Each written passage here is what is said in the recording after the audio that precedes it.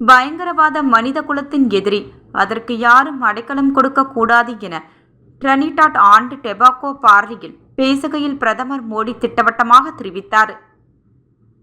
Caribbean தீவு நாடான Trinidad and டொபாகோவிற்கு பிரதமர் மோடி சுற்றுப்பயணம் மேற்கொண்டு உள்ளார். அந்நாட்டு பார்லிமெண்டில் அவர் பேசியதாவது: பயங்கரவாதத்திற்கு எதிராக உலக சமூக மக்கள் அனைவரும் ஒன்றிணைந்து நிற்க வேண்டும். கரிபியன் தீவு இந்தியாவிற்கு முன்னுரிமை அளிக்கும் நாடாக இருக்கும்.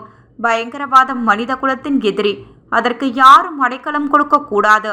பயங்கரவாதத்திற்கு எதிரான போராட்டத்தில் இந்தியாவுடன் நின்றதற்காக கரிபியன் மக்களும் அரசாங்கத்திற்கும் நன்றி.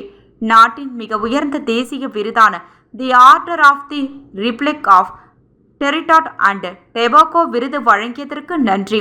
முதல் வெளிநாட்டு தலைவருக்கு இந்த விருதை வழங்குவது நமது ஆழமான உறவை பிரதிபலிக்கிறது. நாட்டின் மிக உயர்ந்த பதவிகளும் 2 பெண் தலைவர்களை தேர்ந்தெடுத்ததன் மூலம் பெண்களுக்கு அதிகாரம் அளித்ததற்காக டிரினிடாட் அண்ட் டொபாகோ அரசாங்கத்தை பாராட்டுகின்றேன். இந்த அவையில் எவ்வளவு பெண் உறுப்பினர்களை காண்பதில் நான் மகிழ்ச்சி அடைகின்றேன். பெண்கள் மீதான மரியாதை இந்திய கலாச்சாரத்தில் ஆழமாக வேரூன்றி உள்ளது. நமது நவீன இந்தியாவை உருவாக்க பெண்களின் கைகளை வலுப்படுத்துகிறோம். விண்வெளி முதல் விளையாட்டு வரை பல்வேறு துறையில் இந்தியாவை பெண்கள் புதிய எதிர்காலத்திற்கு கொண்டு செல்கிறார்கள். இவ்வாறு பிரதமர் மோடி பேசினார்.